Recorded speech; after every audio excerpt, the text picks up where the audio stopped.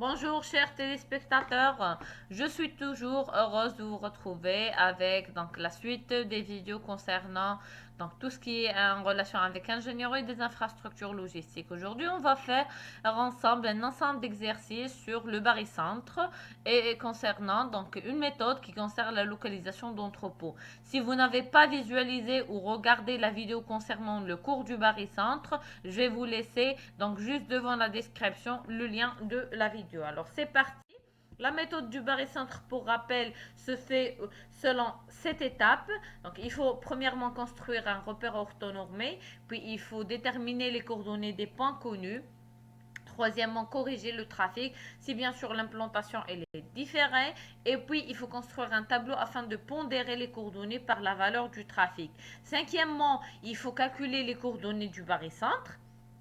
Et ensuite, il faut localiser ce barycentre et éventuellement faire des corrections si c'est vraiment il le faut. Alors là, commençons par la première application. Donc, il s'agit d'une entreprise installée en Italie qui voudrait implanter une représentation au Cameroun spécialisée dans la production et la distribution des pâtes alimentaires. Donc là, le chef de ce projet vous retient comme stagiaire, par exemple, et conditionne votre recrutement sur la qualité de la prestation que vous allez fournir dans le processus d'installation de cet entrepôt. Donc, il vous confie les informations suivantes. Donc, voici l'ensemble des villes à livrer, la distance ou les coordonnées de chaque ville, X et Y, et le poids de la marchandise qui représente quand même le facteur de pondération. Qu'est-ce que vous allez faire? Il faut déterminer le point idéal pour localiser le futur entrepôt par la méthode du barycentre. Alors, c'est parti vers la solution.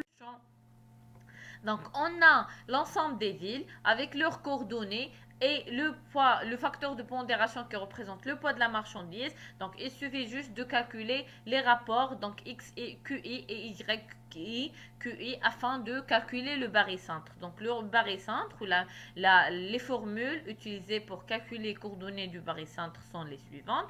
Donc, pour X, c'est la somme des X et QI sur la somme des QI et Y représente la somme des QI sur la somme des QI et on va retenir une valeur de 25,7,27 pour X et 19,42 pour la valeur de Y. Donc le résultat nous indique que le magasin peut être implanté dans la région des Belois puisque les résultats sont très proches de celles de cette région. Ok, alors on part vers la deuxième application. Donc cette fois-ci, il s'agit d'une implantation différée, toujours en utilisant la méthode du barycentre. Donc là, nous avons 8 marques. Alors là, qui veulent s'unir pour externaliser une partie de leur logistique de distribution. Donc là, il y a 8 marques qui sont attachées à un ensemble de villes de production. Nous avons le trafic et l'évolution du trafic. Donc les fonctions qu'ils ont prévues d'externaliser seront assurées dans un entrepôt géré en groupement d'intérêt économique et opérationnel sur 2 ans. Alors votre mission là, c'est de rechercher l'implantation optimale de cet entrepôt. Donc là, comme consigne, il faut prendre en considération que le trafic il est prévu sur 2 ans. Et donc voici la formule pour calculer le trafic corrigé. En utilisant bien sûr la méthode du barycentre. Et bien sûr, il faut arrondir les calculs à 2 chiffres après la virgule. Donc vous devez premièrement corriger les valeurs du trafic. Et puis repérer les axes de chaque ville sur la carte de la région et puis pondérer les coordonnées par la valeur du trafic corrigé et bien sûr faire effectuer les calculs, les totaux qui sont demandés et finalement déterminer les coordonnées du barycentre qui représente le point d'implantation optimal et le situer sur la carte de la région. Alors c'est parti vers la solution. Donc là, nous avons la carte de la région avec l'ensemble des villes. Donc, premièrement, qu'est-ce qu'on va faire? On va corriger le trafic. Donc, en utilisant la formule permettant de calculer le trafic corrigé. Et puis, deuxièmement, on va repérer les coordonnées de chaque ville, les coordonnées X et Y de chaque ville. Et troisièmement, pondérer le trafic, donc calculer le trafic pondéré. Donc là, calculer la somme, donc le rapport XI-NI et le rapport YI-NI pour calculer quand même les coordonnées du barycentre, toujours avec le trafic corrigé. Donc, on va retenir un barycentre avec les coordonnées x égale à 17 et y égale à 11 à peu près. Donc, qu'est-ce qu'on va faire par la suite? Il faut localiser le point sur le plan. Nous avons les coordonnées de notre barycentre. Il faut juste faire donc là, tracer ces points sur la carte. Et puis l'intersection représente le point d'implantation. Donc ce résultat nous présente que l'entrepôt sera situé entre donc là la ville de Lille et Saint-Amand. Donc, parce que là, c'est une région qui est proche de l'autoroute et là où il y a une population qui est vraiment active, jeune et élevée. D'accord? Donc, on part vers la troisième application. Il s'agit du cas d'une réimplantation d'une zone. Donc là, vous travaillez par exemple chez une société de distribution en électronique. Donc, une forte augmentation des ventes a fait tripler les activités du magasin.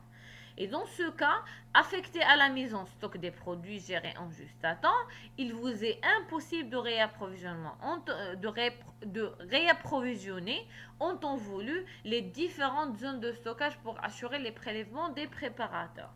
Et dans ce cas, lorsque les produits sont absents des rayonnages, les préparateurs doivent aller compléter leurs commandes en zone 5.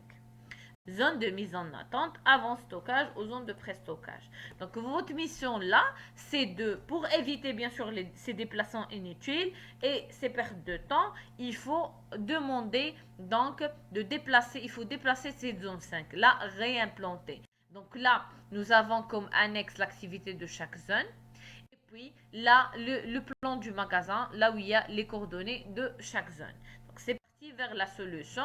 Vous devez premièrement déjà faire calculer le nombre donc des produits sortis par zone et puis calculer donc à l'aide de la méthode du barycentre calculer les coordonnées de la zone 5 et puis faire donc là modifier l'implantation de cette zone pour qu'elle soit une implantation vraiment satisfaisante.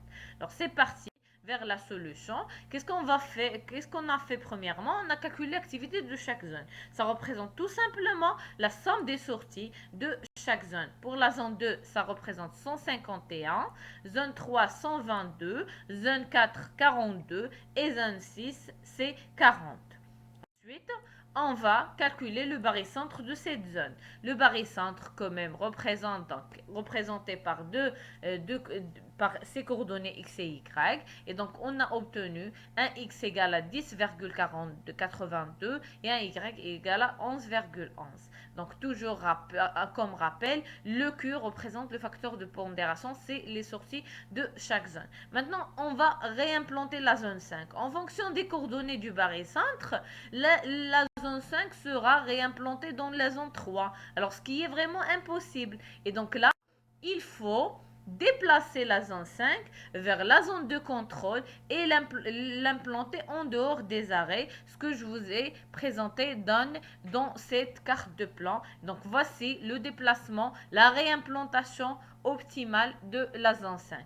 Alors chers téléspectateurs, j'arrive à la fin de cette vidéo. Si vous avez liké ce contenu, n'hésitez pas à vous mettre vos commentaires, à partager. Si vous êtes nouveau dans la chaîne, n'hésitez pas à vous abonner pour ne rater, en activant bien sûr la cloche des notifications pour ne rater aucune de nos futures vidéos. Donc je vous remercie pour votre attention.